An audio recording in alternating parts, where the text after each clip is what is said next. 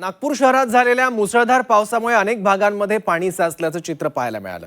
सोमलवार निकालस विद्यालय खामला येथील विद्यालयासमोरील रस्त्याचं बांधकाम सुरू असल्यानं पावसाचं पाणी मोठ्या प्रमाणात साचल्याचं चित्र आहे। त्यामुळे विद्यार्थ्यांना रस्सीच्या सहाय्यानं महाविद्यालयातून प्रशासनाच्या वतीनं रेस्क्यू करण्यात आलं। पुढील 24 तासात आणखी मुसळधार पावसाचा अंदाज नागपुरात वर्तवण्यात आला।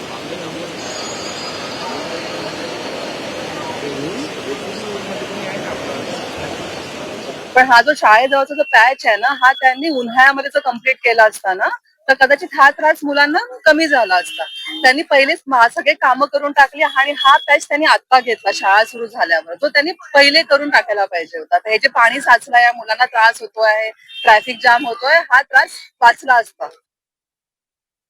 त्यामध्ये 3 गोष्टी महत्वाच्या आहेत। एक लो लाईंग एरियामध्ये जेव्हा पाणी जमा होतं ते पाणी काढणं, जसं आपण बघितलं मनीष नगरचा अंडरब्रिज आणि एअरपोर्टचा एरिया, तिथे आमचे पंपिंग सुरू आहे। परंतु जेवढा पाऊस 2 दिवसामध्ये व्हायला पाहिजे तेवढा पाऊस 1 घंट्यामध्ये झाल्यामुळे ते पंपिंग पुढच्या 2 दिवसामध्ये ते पाणी त्याचं निघेल। परंतु पुढचे 2 दिवस थोडे काळजीचे आहे, कारण आताच हवामान खात्याचा असा अंदाज आहे की आज येलो अलर्ट होता नागपूरमध्ये, परंतु तो दुपारच्यानी ऑरेंज अलर्ट मध्ये कन्वर्ट झाला आणि उद्या पण ऑरेंज अलर्ट आणि परवा ऑरेंज अलर्ट। त्यामुळे पुढचे 2 दिवस थोडे रिस्की असल्यामुळे नागरिकांनी सुद्धा तशी काळजी घ्यावी।